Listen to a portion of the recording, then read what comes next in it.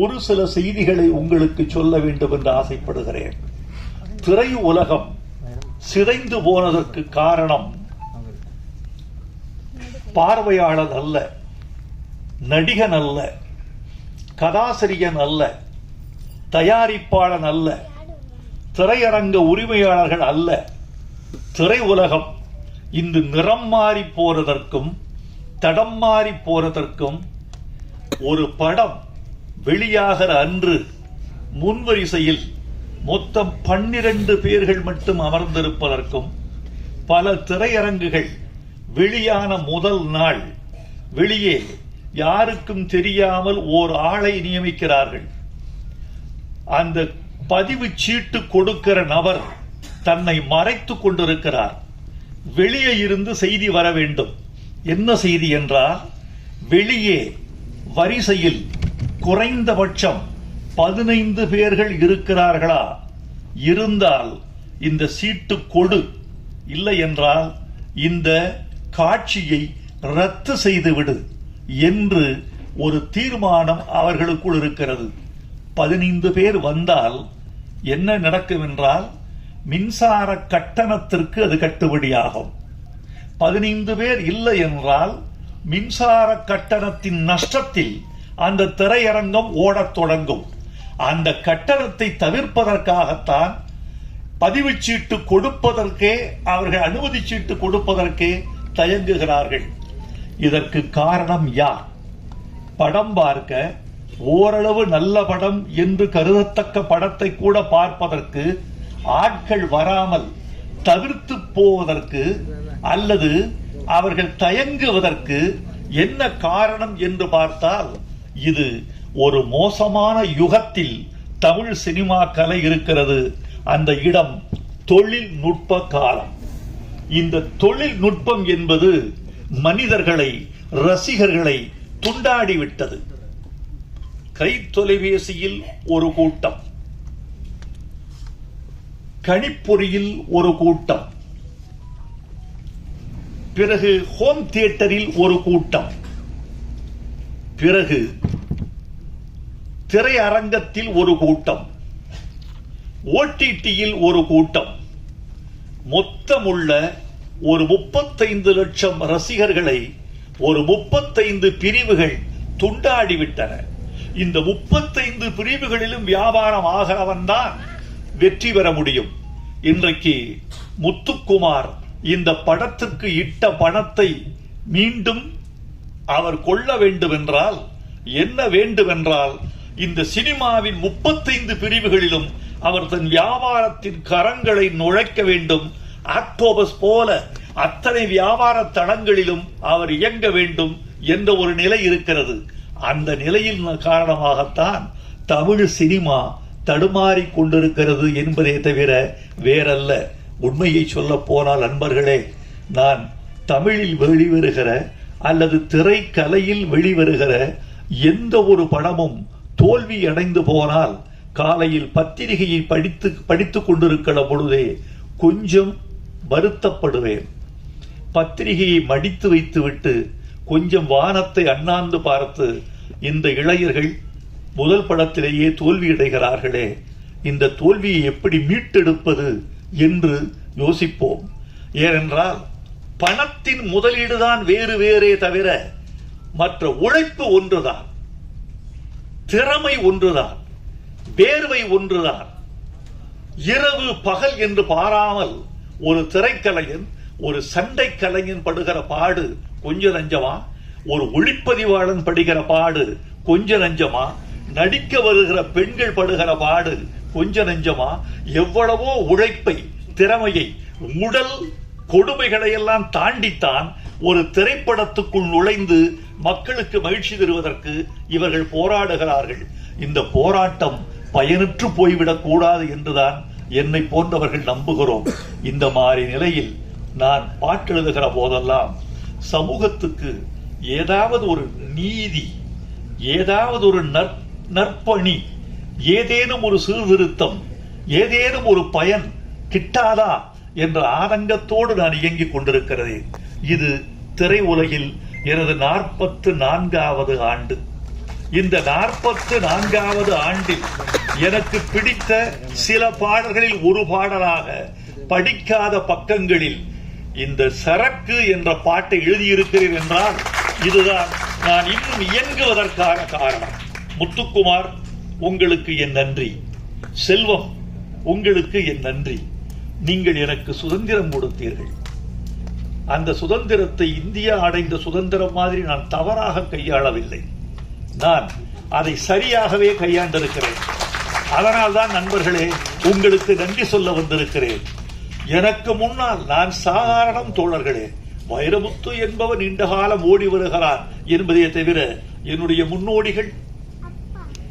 முன்னோடிகள் பட்டுக்கோட்டை கல்யாண சுந்தரம், மருதகாசி, கவியரசு கண்ணதாசன், முடுமலை நாராயண கவி, கவி KP காமாட்சி சுந்தரம், இன்னும் கூமா பாலசுப்ரமணியம், ஆத்மநாபன், சொல்லிக்கொண்டே போகலாம். இத்தனை பெருமக்களும் தமிழ் பாடலின் வழியாக ஒரு கருத்தை சொல்ல துடித்திருக்கிறார்கள். அதுதான் நிற்கிறது. ஒரு படத்தின் பெயர் மறந்து விடுகிறது. படத்தின் நடிகன் மறந்து போகிறான். நடித்த நடிகைகள் மறக்கப்படுகிறார்கள். தயாரிப்பு நிறுவனம் தொலைந்து போகிறது. தயாரித்த நண்பர் மறக்கடிக்கப்பட்டு விடுகிறார். பாட்டு மட்டும் இருக்கிறது. எத்தனை காலம்தான் ஏமாற்றுவார் இந்த நாட்டிலே என்ற பாட்டு இன்னும் 100 வருடங்களுக்கு பிறகு கூட இசையமைத்தவர் SM சுப்பையா நாயுடு, பாடியவர் TM சௌந்தரராஜன், அதனுடைய பாட்டை எழுதியவர் மக்களன்பன், நடித்தவர் MGR, குதிரையில் இருந்தவர் பானுமதி என்று இந்த உலகம் நினைத்துக் கொண்டே இருக்கும். பாட்டு வரிகளால், இசையால் ஒரு சமூகம் நினைக்கப்படும். இந்த படத்தில் ஒரு முக்கியமான பாட்டு. இந்த சபையில் நீங்கள் எல்லோரும் பேசினீர்கள். சகோதரிகள் பேசினார்கள், நீங்கள் பேசினீர்கள், எல்லோரும் பேசினீர்கள். ஒரே ஒரு வரிக்கு மட்டும்தான் நான் காது குளிர கைதட்டல் கேட்டேன். முத்துக்குமார், நீங்க ரொம்ப நன்றாக சொன்னீர்கள். ஒரு வரி, ஒரு 400 ரூபாய் கொடுத்தா பழத்தட்டு கிடைக்கும், ஒரு 200 ரூபாய் கொடுத்தா தேங்காய் தட்டு கிடைக்கும், 5000 ரூபாய் கொடுத்தால் தங்கத்தட்டு கிடைக்கும், உங்கள் கைதட்டு மட்டும் கிடைக்காது என்று சொன்னீர்கள். அதெல்லாம் சரி, 5000 ரூபாய் கொடுத்தால் தங்கத்தட்டு எனக்கு கிடைக்குமா? அது 5000 ரூபாய், ஒரு 5000 ரூபாய் தருகிறேன். 2 தங்கத்தட்டு நீங்கள் இன்னைக்கு தங்கத்தின் விலை 54,465 ரூபாய். ஒரு சவரன் இப்படி விற்கிற போது 5000 ரூபாய் கடை கொடுத்தால் தங்கத்தட்டு வாங்கிவிடலாம் என்று நம்முடைய முத்துக்குமார் சொல்லுகிறார் என்றால், முத்துக்குமார் நகைக்கடை வைத்திருக்கிறாரோ தங்கத்தட்டு கடை வைத்திருக்கிறாரோ என்று நாம் கருத வேண்டியிருக்கிறது. நண்பர்களே, உங்களை பார்த்தால் பேச ஆசைதான். ஏதோ என்னுடைய அருமை நண்பர்கள் ஊடக தோழர்கள் வந்திருக்கிறார்கள். இந்த வெளியீட்டு விழாக்களில் இந்த ஊடகங்களின் மீது எனக்கு பெரிய மதிப்பு உண்டு. காரணம், இவர்கள்தான் கொண்டு போய் சேர்க்கிறார்கள்.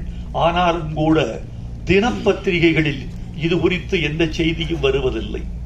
வாரப்பத்திரிகைகள் இதை அதிகமாக கண்டுகொள்வதில்லை. இந்த மேடையில் ஒரு பெரிய சர்ச்சை உண்டானால் அது மட்டும்தான் அவர்களின் கவனத்திற்கு போகிறது. அந்த சர்ச்சையை நீட்டிக்க முடியும் என்றால் அது 2 வாரங்களுக்கு செய்தியாகிறது. இதோ இந்த மேடையில் இருக்கக்கூடிய இந்த இளம் கலைஞர்களை வாழ்த்தி படிக்காத பக்கங்கள் என்ற பெயரில் நவீன பெண்களின் பிரச்சனைகளை மையப்படுத்தி ஒரு புதிய தயாரிப்பாளரும் இயக்குனரும் ஒரு படத்தை செய்திருக்கிறார்கள். ரசிகர்களே, காத்திருங்கள், வந்தால் ஆதரியுங்கள், பிடித்தால் தோள் கொடுங்கள் என்று நீங்கள் 4 வரி எழுதினால் அதுதான் சிறப்பு. இந்த நேரத்தில் நான் ஒரு கருத்தை சொல்ல வேண்டும் என்று ஆசைப்படுகிறேன். இவர்கள் இந்த இணையதளங்களின் வாயிலாக இவர்கள் கொண்டு செல்கிற இடம் ரொம்ப அதிகம்.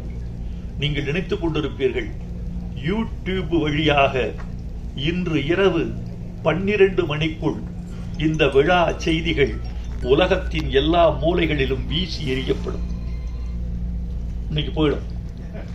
நாளைக்கு காலையில் சுவிட்சர்லாந்திலிருந்து, நெதர்லாந்திலிருந்து, ஆஸ்திரேலியாவிலிருந்து, டென்மார்க்கிலிருந்து, யாரோ ஒரு தமிழர் அல்லது நிச்சயமாக ஒரு இலங்கை தமிழர் என்னை அழைத்து உங்கள் பேச்சை கேட்டேன் ஐயா, மகிழ்ந்தேன் என்று சொல்லுவார்.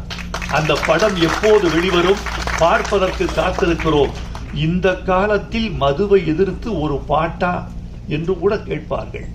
அப்படிப்பட்ட எல்லையை நீங்கள் தொட்டுக் கொண்டிருக்கிறீர்கள். உங்களுக்கு நன்றி.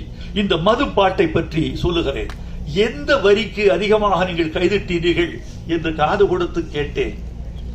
செல்வம் சொன்னார், இந்த படத்தில் ஒரு பாட்டு, அந்த பாட்டு மதுவுக்கு எதிராக மதுக்கடையில் பாட்டு என்று சொன்னவுடன் இந்த அரங்கம் கைதட்டலில் அதிர்ந்தது.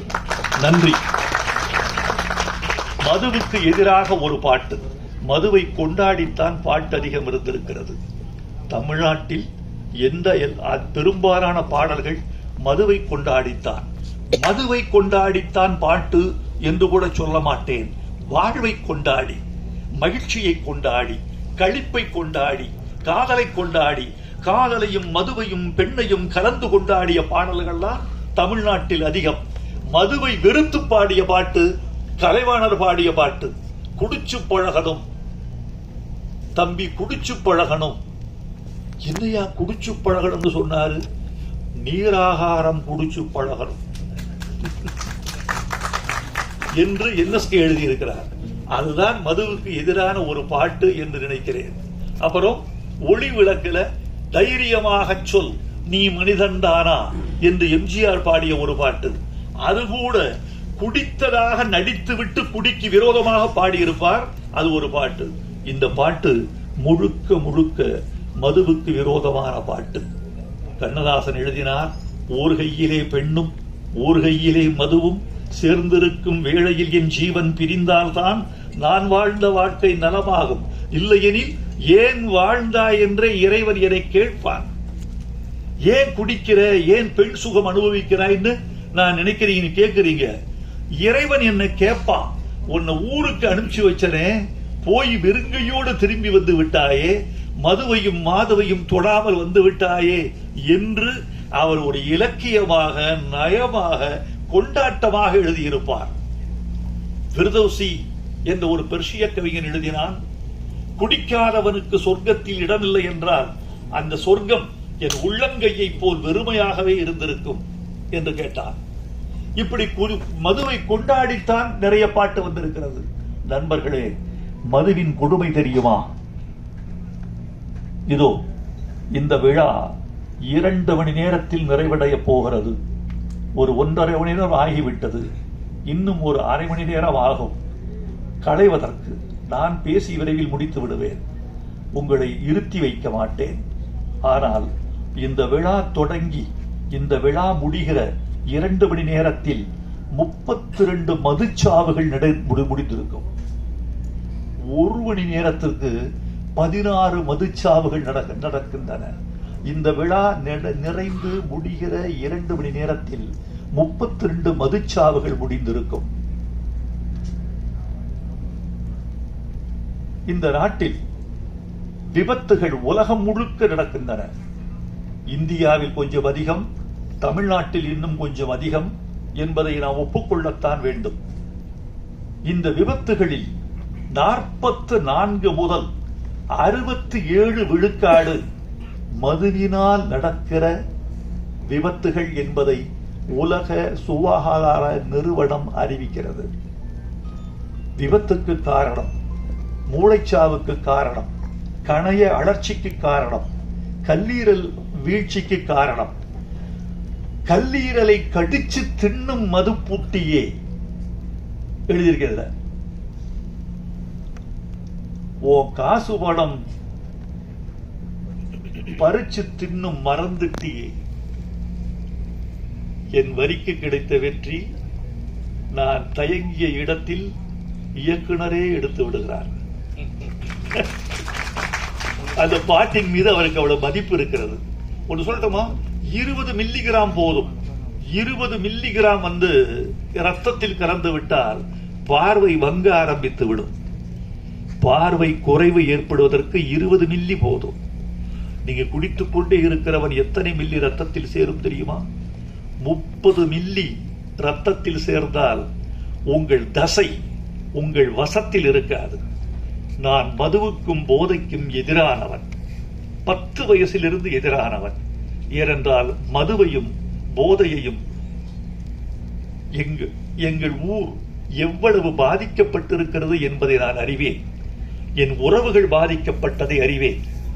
இந்த ஒரு சொட்டு மது கூட என் குடலில் விழுந்ததில்லை என்பதை நான் உத்தரவாதமாக உங்களுக்கு சொல்லிக் கொள்ள வேண்டும் என்று ஆசைப்படுகிறேன்.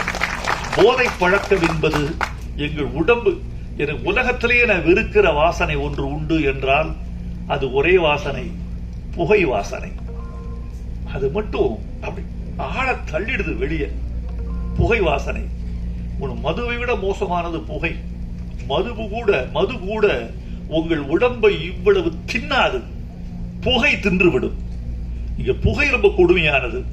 இந்த என் பேச்சை நண்பர்களே, இந்த ஒரு படிக்காத பக்கங்கள் என்ற படத்தின் வாயிலாக இந்த பேச்சை புதிய இளைஞர் திருக்கூட்டத்திற்கு நீங்கள் கொண்டு போய் சேர்த்தால் அதுதான் ஊடகம் எங்கள் தமிழுக்கு செய்கிற தொண்டு என்று நான் உங்களுக்கு நன்றி பாராட்டுவேன். முத்துக்குமார், செல்வம், உங்கள் 2 பேருக்கும் தமிழ் சமூகம் இந்த ஒரு பாடலுக்காக நன்றி செலுத்த கடமைப்பட்டிருக்கிறது என்று நான் நம்புகிறேன். உங்களுக்கு என் நன்றியை தெரிவித்துக் கொள்கிறேன். ஒவ்வொரு படத்திலும் இப்படி ஒரு பாடலை நீங்கள் வைக்க வேண்டும். அது உங்களுக்கு பெரிய பலமா இருக்கும், படத்துக்கு முதுகெலும்பா இருக்கும், அப்படி இருக்கும். எனவே இந்த இவ்வளவு மது போதையை நீங்கள் தூக்கி எறிவதற்கான ஒரு துணிச்சலை உங்கள் நெஞ்சுக்குள் நீங்கள் வளர்த்துக் கொள்ள வேண்டும் என்று நான் உங்களை விரும்பி கேட்டுக்கொள்கிறேன். நண்பர்களே, நீண்ட நேரம் பேசுவதற்கு ஆசைதான். உங்களுடைய மௌனம் எனக்கு ரொம்ப பிடித்திருக்கிறது.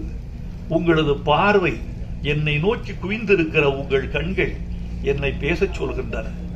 உங்கள் செவிகள் என் பக்கமே திரும்பி இருக்கின்றன. உங்கள் தலைகள் படமெடுத்தாடும் பாம்பு போல என்னையே பார்த்து கொண்டிருக்கின்றன. உங்களை பார்க்கும் போது மகிழ்ச்சி தான்.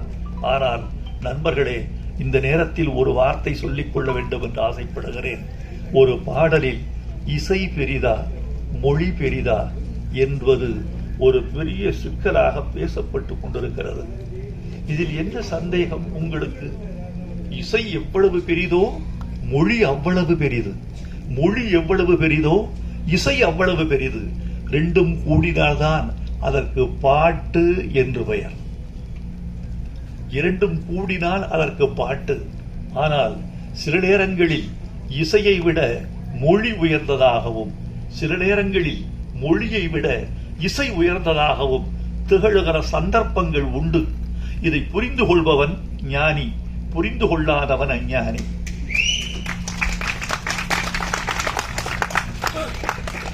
பாட்டுக்கு பெயர் வைப்பது யார்? ஒரு குழந்தை பிறந்தது, இவங்க பிறந்து ஒரு 20 நாட்கள்ல பெயர் வைத்தார்கள். ஆணுக்கு பெயர், பெண்ணுக்கு பெயர். ஏன் பெயர் வைக்கவில்லை என்றால் என்ன? பெயர் வைத்தவுடன் தான் அவர்கள் வாழ்வு அவர்களை சார்கிறது, அவர்களின் உரிமை அவர்களை சார்கிறது, சம்பவங்கள் அவர்களை சார்கின்றன, அவர்கள் உணவு அவர்களை சார்கிறது. 4 பேர் இருக்கிறார்கள். மணி, இவனுக்கு கொடு இந்த இட்லிய, அந்த இட்லி அவனை சேர வேண்டும் என்றால் பெயர். இந்த பழத்தை பிரேமாவுக்கு கொடு, பழம் ஒருத்திக்கு சேர வேண்டும் என்றால் அவள் பெயர். சுகுணாவுக்கு இந்த ஐஸ்கிரீம் கொடு, அந்த பெயர் ஐஸ்கிரீம். இதோ லட்டு இந்த மோகனுக்கு கொடு என்று பெயர் சுட்ட உடனேதான் பொருள் உரிமையாகிறது. பெயர்தான் பட்டா, பெயர்தான் பத்திரம், பெயர்தான் சொத்து, பெயர்தான் நீ, பெயர்தான் ஆதார். அது இருந்தால்தான் நீ இந்தியாவில் நீ. பாட்டுக்கு பெயர் வைப்பது இசையா மொழியா? மலர்ந்தும் மலராத பாதி மலர் போல என்று பாட்டுக்கு பெயர் வைத்தது மொழி. சிட்டுக்குருவி முத்தம் கொடுத்து என்று பாட்டுக்கு பெயர் வைத்தது மொழி. மன்மத லீலையை வென்றார் உண்டோ என்று பல்லவியின் பெயரை சொன்னது மொழி.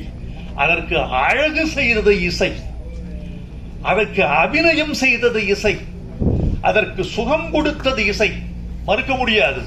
ஆனால் அந்த பாட்டுக்கு பெயர் சூட்டியது மொழி. அந்த பாட்டை அழைக்க வைத்தது மொழி. ஒரு பாடலை ஹம் பண்ணி யாராவது இந்த பாட்டை பாடுங்கன்னு சொல்லுவாங்களா?